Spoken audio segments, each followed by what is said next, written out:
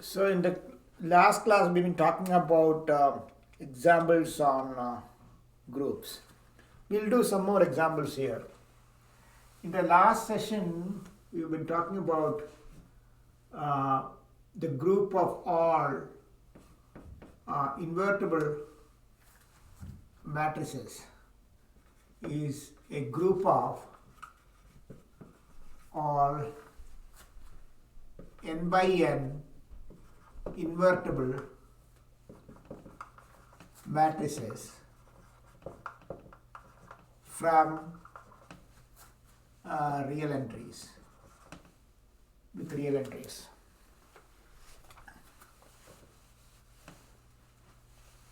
With the real entries. Here, the binary operation is multiplication of matrices.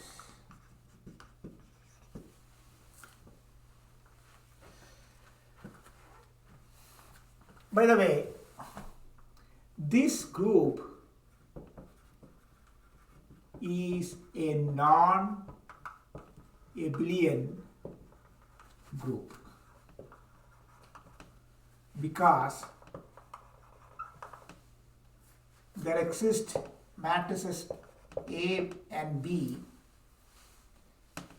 A comma B in GL are such that A star B is not equal to B star. This is the first non-abelian group that we have seen so far.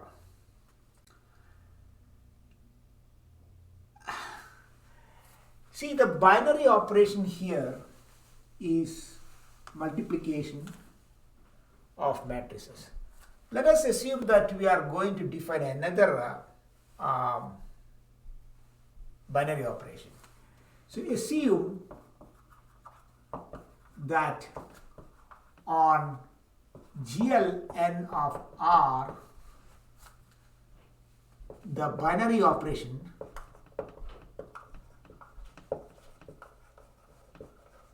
is matrix addition.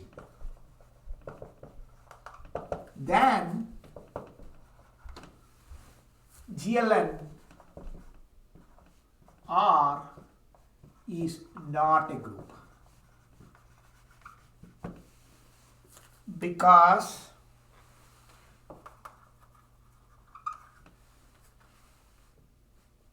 GLN of R does not have identity, additive identity.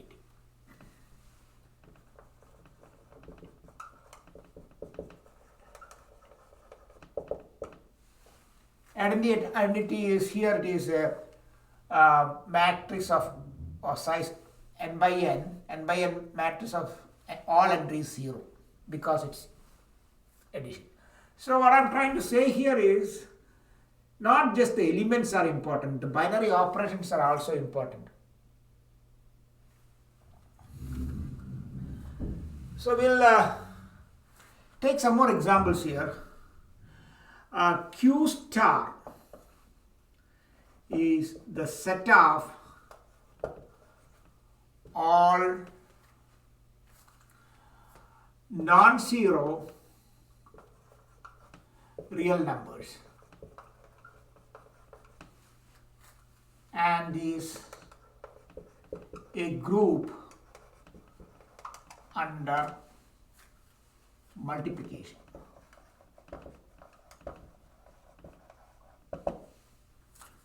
You cannot take the whole Q because if you take the whole Q,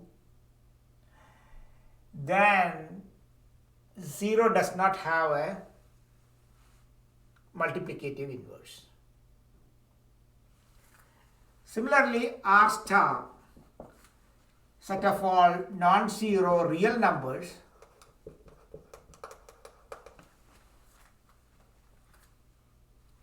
and it's also group under multiplication. Another interesting example is NC. It's defined as all integers of multiples of n. So times m belongs to C, is a group under addition. Examples: 2C is equal to 0, 2, 4, minus 2, minus 4, etc. All even integers. Another interesting finite example is Cn star. This is actually our Cn minus the additive identity. Cn is integers from 1 to n minus 0 to n minus 1. So is a group under multiplication modulo n. Examples here: Z2 of star is equal to 1, or Z2, so Z3 of star is equal to 1, 2. This has got n minus 1 elements and this has n elements, or groups.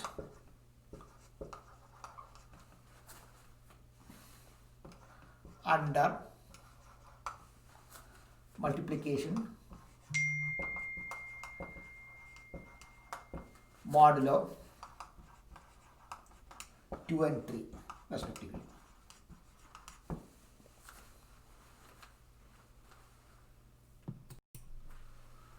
We'll take another example to show that the binary operation is very important in defining a group. Let's take R plus is a group. R plus is a group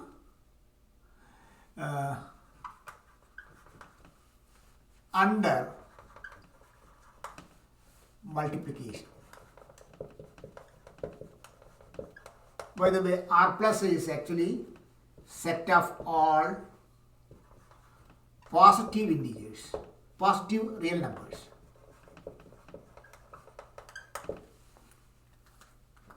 Greater than 0. Meaning, to be precise, this is actually R belongs to R such that R is greater than 0. Does not have 0. So this is a group under multiplication. But let us change the binary operation here. So assume or define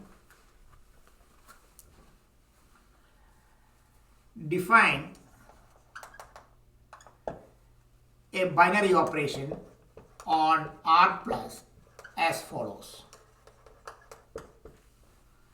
A comma B in R plus define A star B is equal to root of AB. Then the question is R plus star a group? Well, in order to show that it's a group, we need to go through all the properties of the group. But here the first property itself fails, because let us take 3 elements here. A, B, C belongs to R plus. Then A star B star C is equal to A star root BC, and that is equal to root of A root of BC. and regroup A star B star C equal to, this is actually root AB star C, and that is actually root of root AB C. And there exists A, B, C such that root of A root of BC is not equal to root of AB root star C. And that implies R plus with the star is not a group.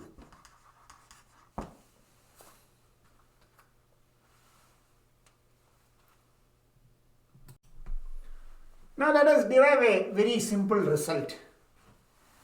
So let G star be a group. Find A star B inverse for A comma B in G.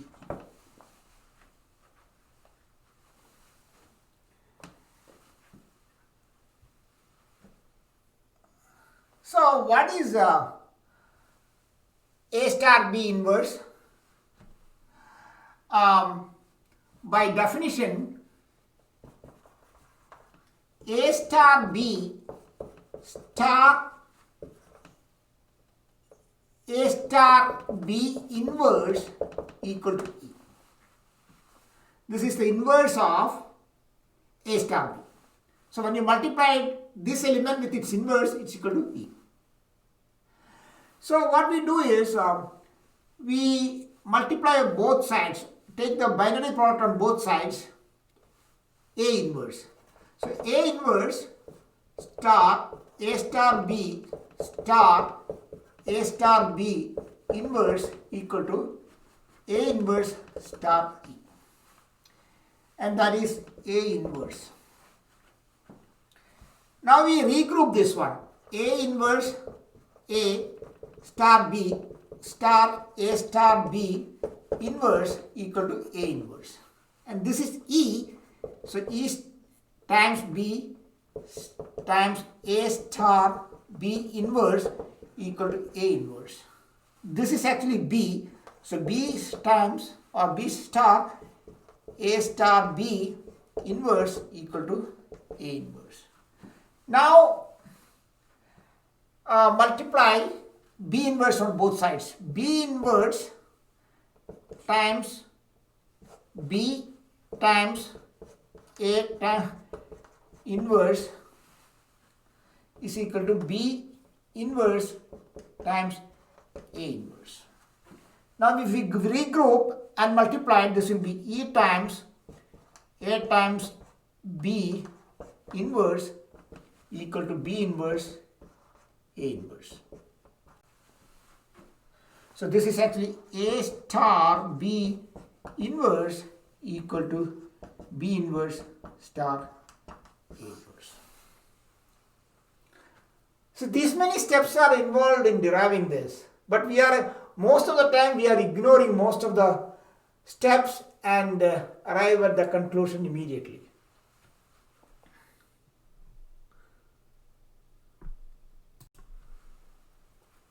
We will do a small problem here. Let G comma star be a group. Then G is abelian if and only if for all A comma B in G, A star B inverse equal to A inverse star B inverse.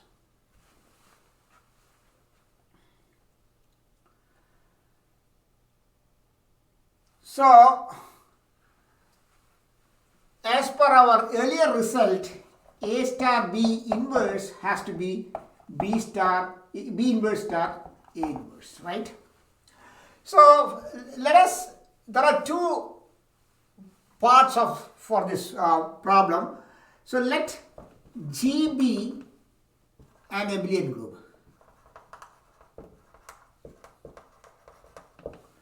And that implies A star B is equal to B star A for all A, B in G.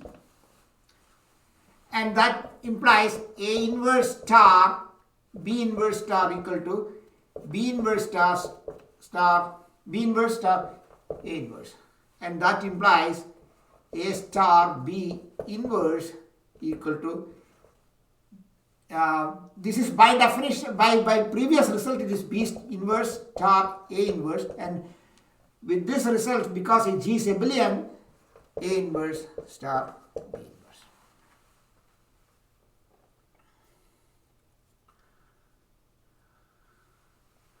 Now let us assume that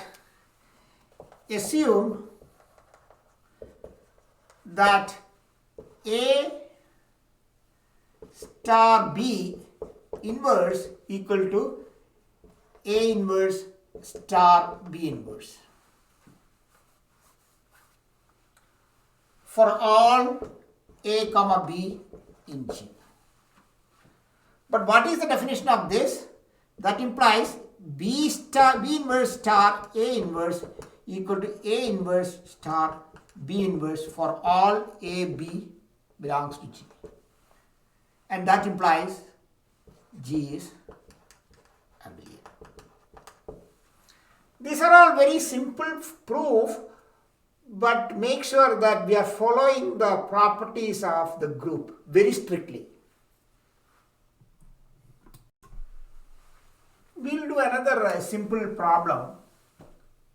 Let G star be a group. Then for all A, B in G, G is abelian implies and implied by A star B square equal to A square times B square. So the first step is assume G is abelian. That means A star B equal to B star A. Now A star B square is equal to A star B times A star B. There is a star here. And that is equal to A star B star A star B. And that is equal to A star B star B, because B star A is equal to A star B because A is abelian. And this implies A square star B square. Now assume that A star B square equal to A square star B square. This implies A star B times A star B is equal to A times B times B. So this is A times B times A times B is equal to A times B times B. Apply A inverse on both sides on the left side. A inverse A times B times A times B, and I'm also applying B inverse on the right hand side. Left hand side A inverse, right hand side B inverse. So here left hand side A inverse A B inverse. This is E, this is E. So that means B times A is equal to, this is E and this is E. So this is A times B. And that implies G is abelian.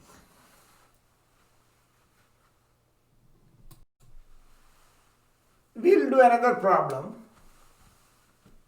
Let G star be a group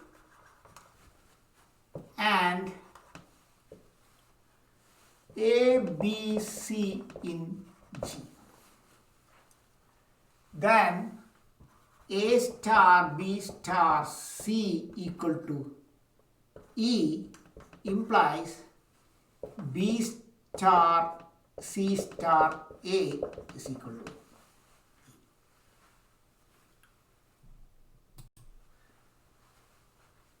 So what does this mean? This means that A star, B star, C is equal to E implies the inverse of B star C is equal to E.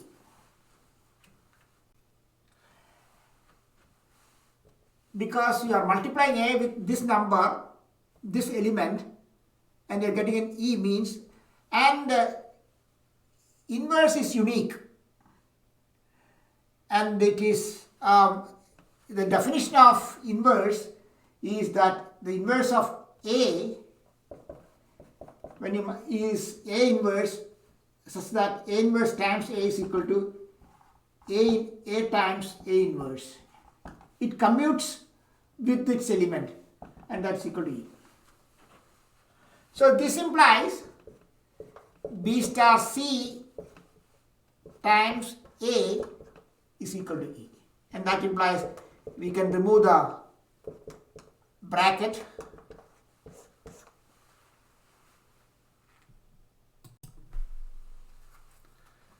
We'll do a very simple but very important result for finite groups. So let G comma star be a finite group and A is in G. Then there exists an n greater than 0 such that A to the power of n is equal to E.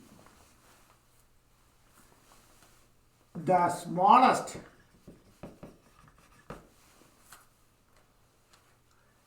such n is called the order of the element A. Order of the element A. So let us do the proof. So it's a finite group.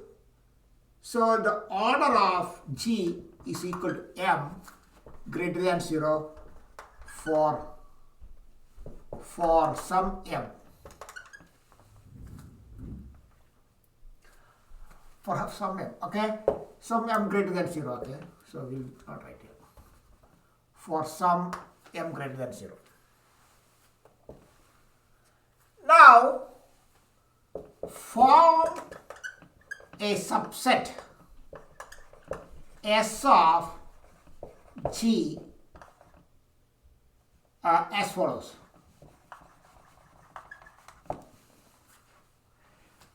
S is equal to A square, A to the power of m minus n plus 1. So S contains m plus 1 elements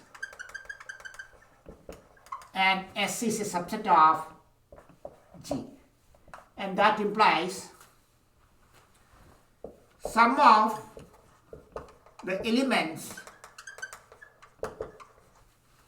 of S are repeating. So let I greater than J, AI is equal to AJ. And that implies A to the power of I minus J is equal to E. And I minus J is greater than 0. So let n is equal to I minus j, and that implies a to the power of n is equal to e. So the smallest of such n is called the order of a. We'll do a small example here. Let g equal to z6. C6 is actually equal to 0, 1, 2, 3, 4 and 5. So what is the order of, say, 2? So see, this is so here z6 over plus, this is a group. This is a finite group we are talking about. So the order of 2 is equal to, so we need to find out the number such that 2 to the power of that number is equal to 0. Here the binary operation is addition. So 2 plus 2 plus 2 is equal to 6 equal to 0. So 2 cube is equal to 0. So the order is 3. See, if you take 2 to the power of 6 also, that also will be 0. 2 to the power of 9 is also 0. So any multiples of 3 are zeros. But the order of 2 is the smallest one. And the order of 3 is 2. That is because 3 plus 3 equal to 0. So 3 square equal to 0. So 3 to the power of 4 also 0. 2 to the power of 6 also will be 0. 3 to the power of 8 also will be 0. But this is the smallest number. So the order of 3 is 2.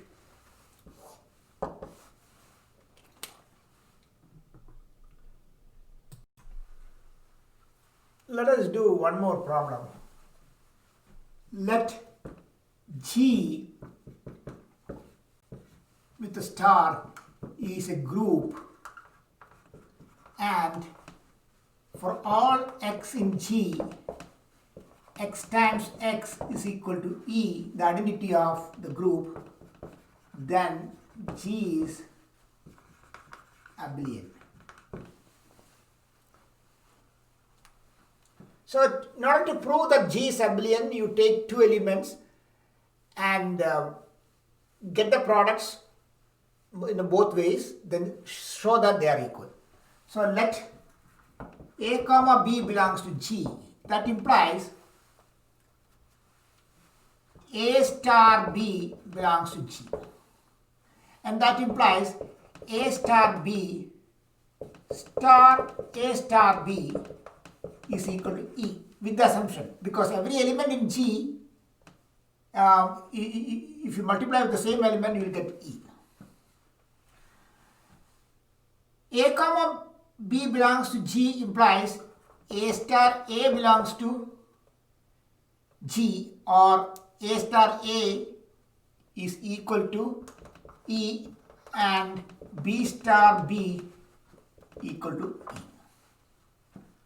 So that means A star B star A star B is equal to E, and that is equal to A star A star B star B. So what you do is you multiply on both sides A inverse on the left and B inverse on the right. So A inverse star A star B star A star B inverse equal to A inverse star A star A star B star B star B inverse. So this is E, this is E, this is E, and this is E. So that leaves B star A is equal to A star B, implies G is abelian.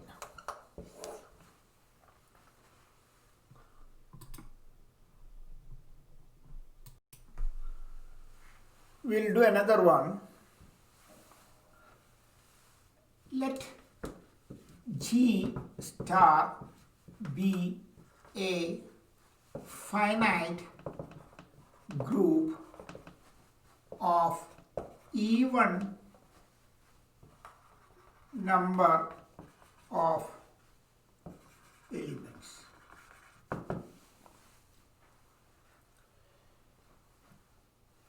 Then there exists an A in G such that A square equal to E, or A is equal to A inverse.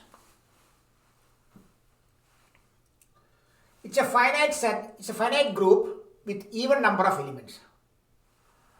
So let S is equal to X belongs to G such that X is different from X inverse. So this is definitely a subset of G.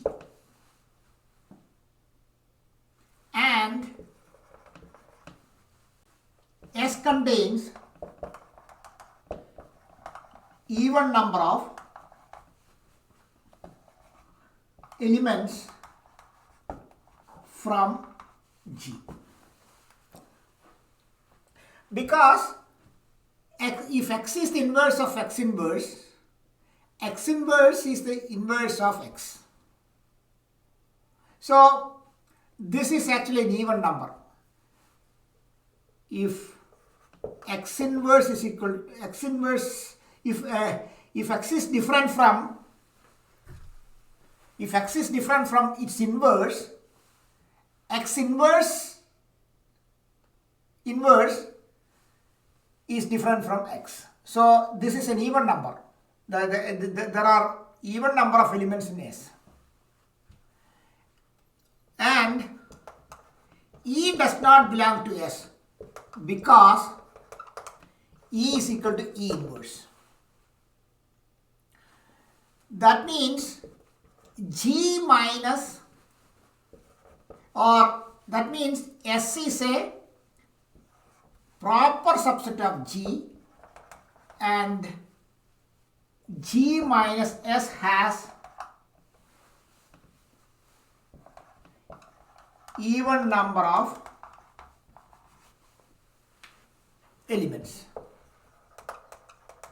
and one of them is E. So that implies G minus has an element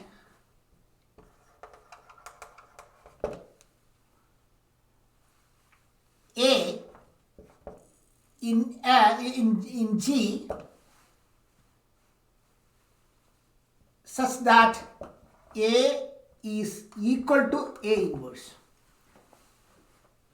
If it is not in S, means its inverse is equal to A, and that implies A square is equal to E, and that's what we want to prove.